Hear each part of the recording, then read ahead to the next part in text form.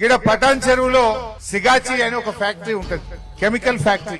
ఆడ boiler breast అయిపోయి దాదాపు 60-70 మంది చచ్చిపోయింది సిగాచి ఫ్యాక్టరీ. మొన్ననే ఒక ఏడాది కింద ఈ రేవంత్ రెడ్డి వచ్చింది అక్కడికి.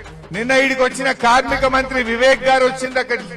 ఈ ఇద్దరు ఆడికి వచ్చి ఏం చెప్పిండ్రు, చనిపోయిన కార్మికులకు ₹1 కోటి ఎక్స్గ్రేషియా ఇస్తామని ఇటు రేవంత్ రెడ్డి ఇటు వివేక్ గారు ఇద్దరు చెప్పిండ్రు.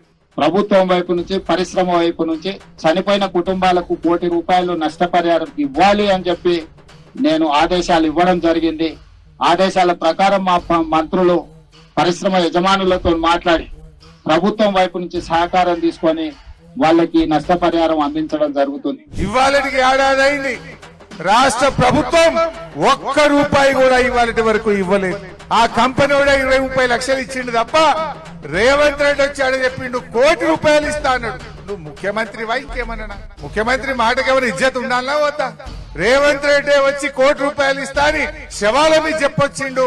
ఇవాళటి కూడా ఆ కార్మికులకు ఇవాళ ₹1 కోటి రాలే.